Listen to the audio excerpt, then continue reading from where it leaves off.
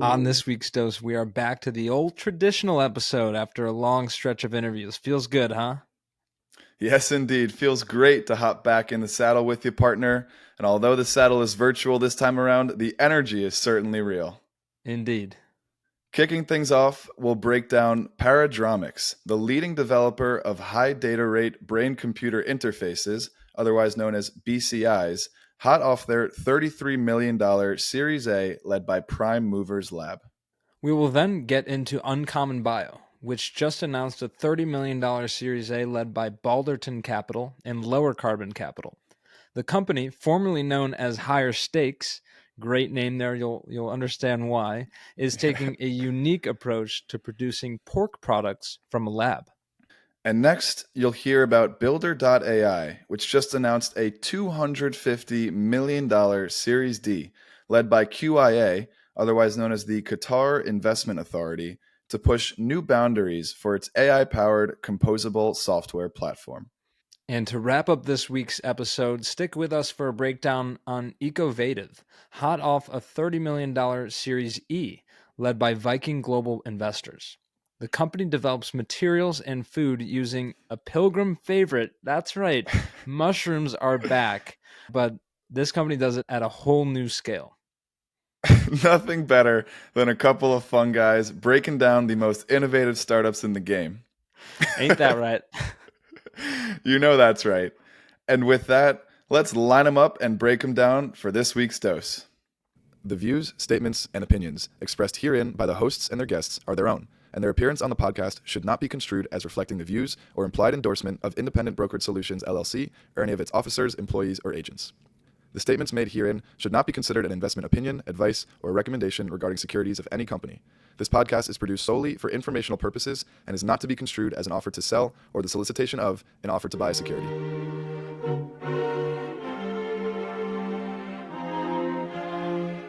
You see here, kid? You gotta just go for it. Don't think about what comes after or what came before. You just gotta bend your knees, take a deep breath, and jump. This is Venture Pill, your weekly dose of startups and venture capital. We break down recent startups in the news and interview founders and investors to help you stay informed in the evolving world of venture.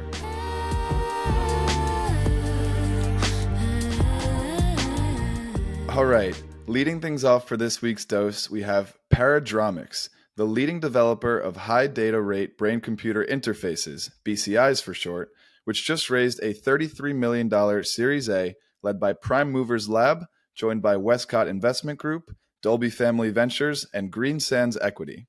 The Austin-based startup also recently achieved breakthrough medical device designation from the FDA, so parlaying some great news together here. This rare designation offers an expedited review process for transformative medical products with the potential to treat irreversibly debilitating conditions. Goes without saying that this company has the chance to have a massive impact, something you and I always love to highlight, Sam. Yeah, no, not to make light of the impact, which we'll get into, but you gotta love a good BMDD from the FDA. Am I right? Every time. Yeah, no, it's great. But kind of locking into the serious mode here, this is addressing, a lot of serious conditions like ALS, spinal cord injury, and stroke, which can cause severe motor impairment and affect people's ability to communicate. Many of the patients have intact, highly active brains, but they may struggle to simply speak or use even a computer, which oftentimes relies on slow, frustrating gaze tracking systems. Right, and that's where Paradromics enters the scene here with their breakthrough medical device, which is called the Connexus Direct Data Interface. So the first application of this device is an assistive communication device that translates brain signals into speech and movement in real time, thereby restoring social connection and enabling independent engagement with technology for people that are dealing with these debilitating conditions. Right. And beyond assistive communication, BCI has the potential to address a range of currently unmet medical needs. And to highlight the size of just one category of that, treatment resistant mental illness alone represents an estimated US market of $240 billion. That's crazy. That's crazy. And like you said, that's just the tip of the iceberg with the potential applications and problems that BCIs can treat. So, along with the debilitating conditions that we mentioned above, this technology could also revolutionize the treatment of neurological and brain related conditions ranging from sensory deficits to mood disorders, which would allow millions of people to live happier, healthier, and more enriching, fulfilling lives. Tons to be excited about here with Paradromics, and this new funding is going to help them launch their first in-human clinical trial for the Connexus Direct Data interface. Yeah, so, obviously a hot topic. We can dive into some of the lesser known and more well-known competitors in the BCI space. First that comes to mind is Precision Neuroscience, which Mhm. recently raised a $41 million round back in January of this year. You've also got BlackRock Neurotech, which has traditionally led the way in the space for decades. And then a couple of more well-known companies, maybe not as many know of, Synchron, which has been backed by Bill Gates and Jeff Bezos, but the most notable being Elon Musk's Neuralink.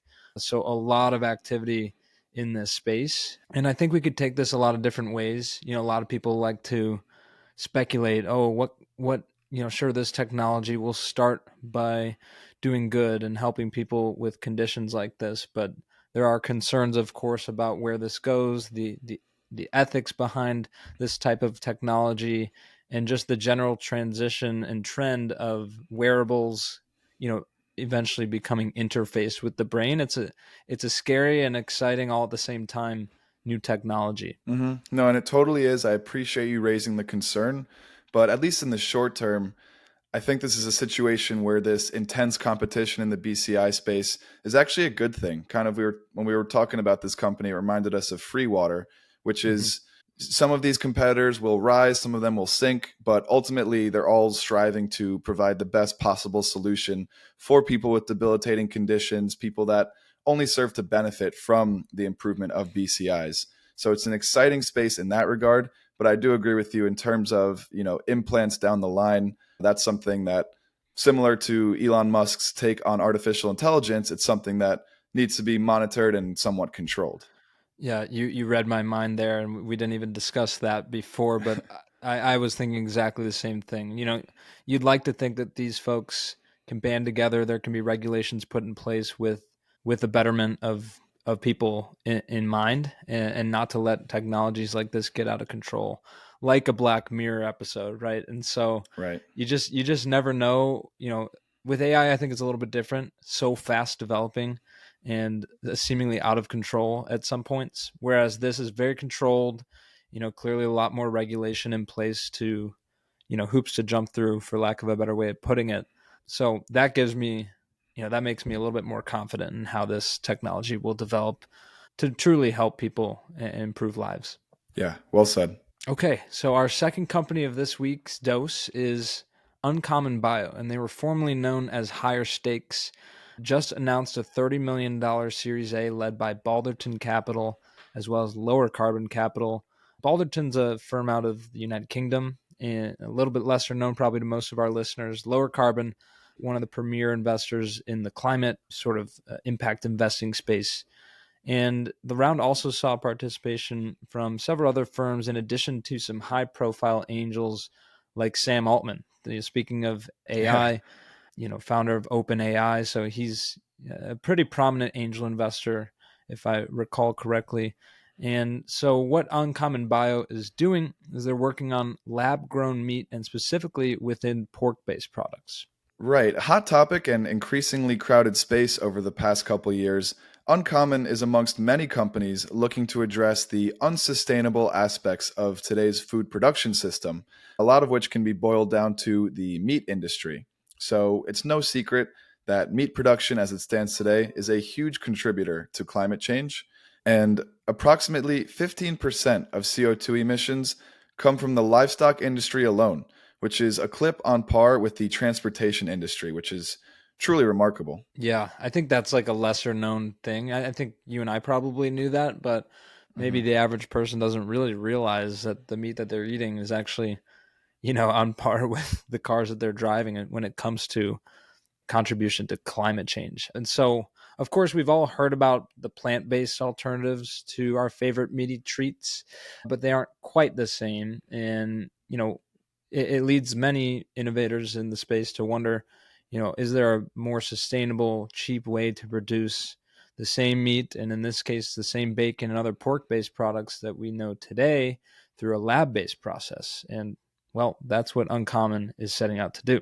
Exactly. And they have a truly impressive team of doctors and experts in the field. I think we could have endlessly kept scrolling on their website, just reviewing all the different doctors and experts listed on the team. But this network of experts have worked together to develop a process unlike other companies in the space. And the technique actually leverages mRNA technology, which is probably familiar to most of us in light of the recent COVID vaccines and all of the science that was coming out around that. But essentially, the mRNA allows them to train the meat cells to become different types of tissues, like fat versus muscle, lean meat versus fatty meat. Of course, that is a crude oversimplification of the science behind the scenes here, but at large, they're leveraging mRNA technology, which allows them to massively reduce the amount of material needed to scalably produce some tasty, sizzling lab bacon. Oh, baby, I could just smell it now. Another key component here to make note of is that countries around the world are generally cracking down on genetically engineered food. The effects and the safety are not widely known. Maybe I'm not as well versed in this, but what we did learn from the article we have linked here is that Uncommon's approach doesn't actually involve genetic engineering. So again, a very oversimplified explanation of their approach. It kind of circumvents that hurdle, which will allow them to be well positioned in this market as it becomes a market, right? The market today, it's basically just Singapore. They're the only country that allows food like this to be sold commercially. And so that for Uncommon is going to be first in high-end restaurants in those countries that continue to join Singapore, hopefully for them in the future, and then eventually also into supermarkets in a wider distribution strategy. That's kind of their plan moving forward, and it's really just coming down to getting this into the mouths of hungry pork eaters, right? Yeah, it's a great plan moving forward. It's interesting to me that Singapore is the first country allowing the sale and consumption, especially in their high-end restaurants, of this lab-grown meat. But this will be a fun one to keep tabs on. I do wonder what the stigma or, reputation will be of lab-grown meat, because it's still a blooming field. We've covered some companies like lab-grown fish meat type of products, but it's still, I feel like the science is still a work in progress, and that's one hurdle. And then the next hurdle is actually making people convinced that they should be eating that, right? And that's partially what we saw even with plant-based alternatives. Like, it was a great idea. Some people flocked to it, but some people were also resistant and still are resistant, especially once you see, what might be going on under the hood with these plant-based alternatives. So curious to follow along with this journey here.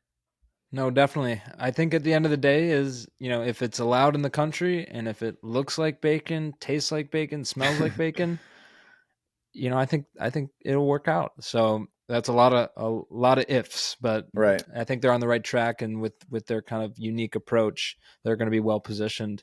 Yeah, I think we're not too far away from a day where you go to a diner for breakfast and get lab-grown eggs and bacon.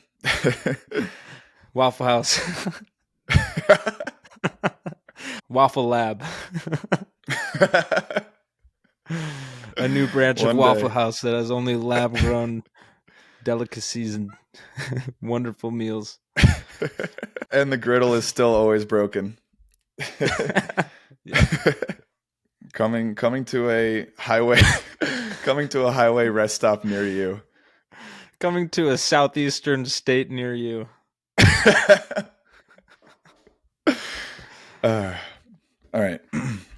For our third company on this week's dose, we have Builder.ai, which just announced a $250 million Series D, led by the Qatar Investment Authority, the QIA, to push new boundaries for its AI-powered composable software platform. The round also included participation from new and existing investors, such as Iconic Capital, Jungle Ventures, and Insight Partners. This raise comes only a few weeks after news broke that Builder.ai had landed a strategic collaboration with Microsoft, which included an undisclosed equity investment in the startup. Very limited details around this partnership, but certainly good news for the Builder.ai team. Mm-hmm. A little nugget of insight we have into this partnership, though, is that Builder's Natasha AI platform will be available to users of Microsoft Teams, which eclipsed more than 280 million monthly active users. And that's just one use case amongst several other potential collaborations betwixt the two companies. A great word there, and more importantly, an incredible partnership there. I mean, not too many startups get a deal like that done, so we'll be looking for details on what that looks like. A little bit more on the raise. This puts the startup at over $450 million in total funding to date. And so, the company was established in 2016, and they continued to lead the industry with their AI-powered composable software platform that allows anyone with an idea to build an app, a web app, or a mobile app faster and 70% more affordably than traditional methods. The AI-powered assembly line fuses together Lego-like reusable features using building blocks, which is their trademark, automation to reduce human effort, leveraging a verified network of experts to vastly extend development capabilities, and producing apps at almost zero failure rate that are multitudes cheaper and faster than traditional software development. So all around a more efficient, easier to use process to build apps. It sounds super cool. Right, and that was quite a paragraph, definitely easy to get a little lost in the weeds there. But I think an easy analogy, at least for me, is that Lego-like reusable features. That's like an instantly, okay, I can picture that. A little more on that end is that the platform is actually designed to be so simple and accessible that everyday businesses and individuals can turn their ideas into software as easily as ordering a pizza. And that is a direct quote from the blog post that announced Builder's $250 million Series D. Yeah, I mean that's pretty easy. If Right. Between building Lego and ordering pizza, they've established, some common ground with people who may not be very technical in regard to AI software automation. Right. Yeah, I can get behind pizza and Legos. I think most people could. Sounds The like a company good Thursday night. certainly does. The company's Right. next big focus is on using human conversation as the primary user interface for allowing people to build the software rather than the expert-laden white canvas systems we're used to seeing in traditional no-code and low-code products. Right, and now just to highlight a little bit of the traction and growth that Builder has been displaying is with customer demand at an all-time high and AI advancing every day, new frontiers are being pushed, as Sam and I have highlighted on a weekly basis here.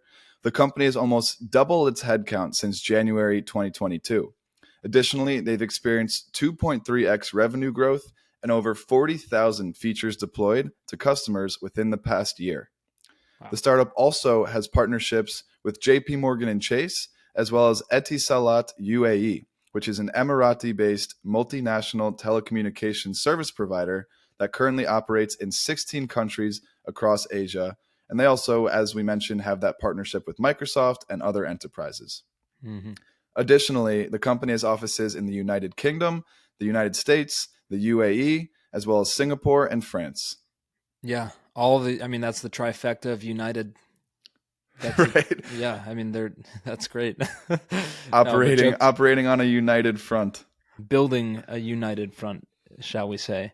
Builder.ai is, clearly they're legit, they're growing fast. It will be cool to see where they go from here as they leverage that massive partnership with Microsoft. I think that's, to me, the biggest takeaway. And I'm sure they're super excited about that.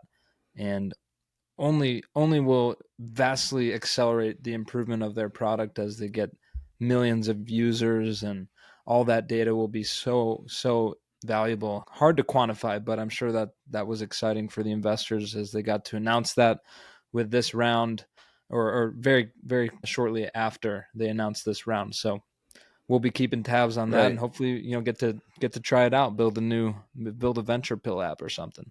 Yeah. And to sprinkle on just a little more context here, with the emergence of software and AI that everyone has been aware of recently, this kind of feels like a selling the shovels and picks play, where they're, Mm-hmm. not necessarily, their product is helping you build something.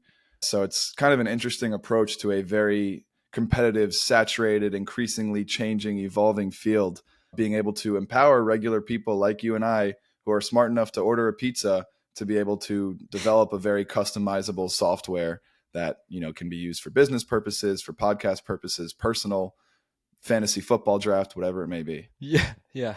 No, it gets me excited about just small businesses, right? There's millions of Mm-hmm. small business owners out there that may fall behind, but I think this helps them stay ahead and keep up. So awesome. With so many use cases, probably endless, but that's one that gets me excited. All right, our last company of this week's episode is Ecovative. They just announced their $30 million Series E, and I have to say, I don't think we've covered too many Series E's, so that's notable of this one. Viking Global Investors led this round, also had participation from Standard Investments, Footprint Coalition Ventures, and AIIM Partners. This brings their total raised to date to 120 million, and that's over the course of about 16 years. 15 million of this raise is to be reinvested into its MyForest Foods subsidiary, which we'll get into a little bit more of the different arms of this business at large. Right. And just before we do that, we'll give a little bit of a background, the story of Ecovative here.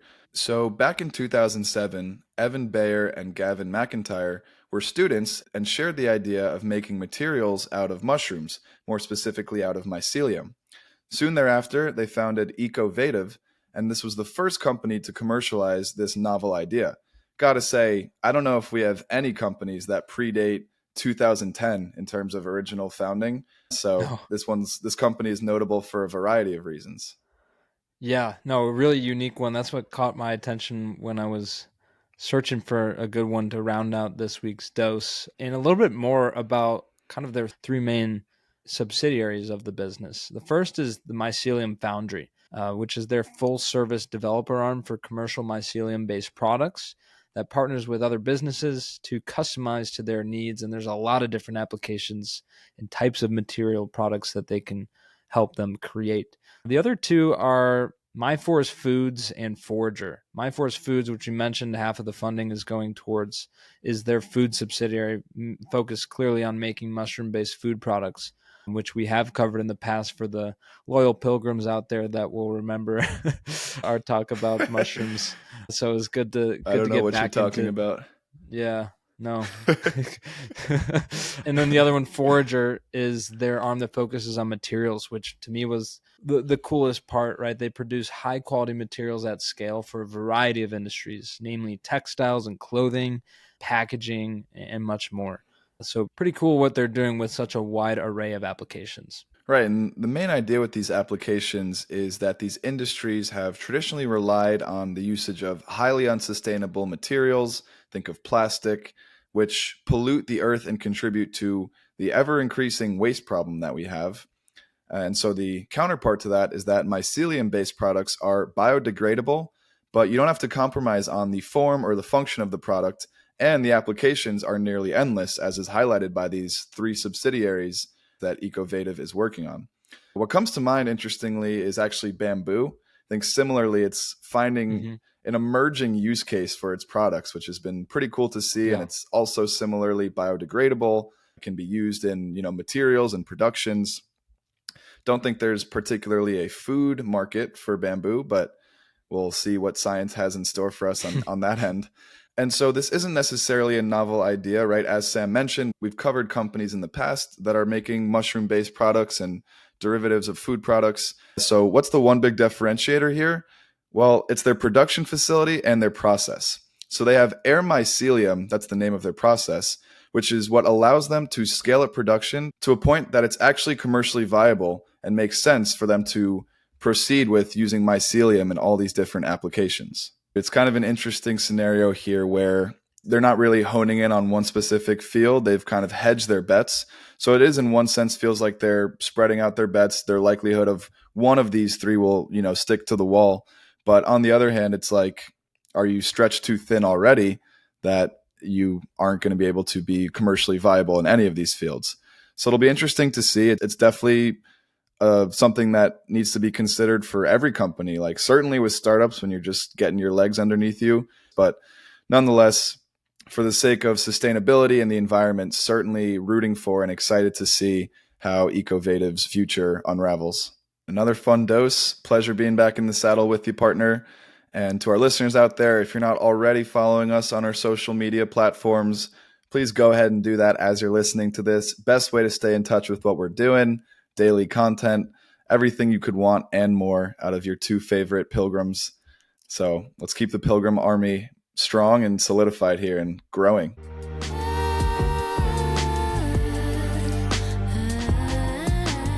Thanks for listening. Join us next week for another dose of startups and venture capital. And as always, we appreciate our pilgrims spreading the word about the show. Share with your friends and help someone else make the pilgrimage. See you next time.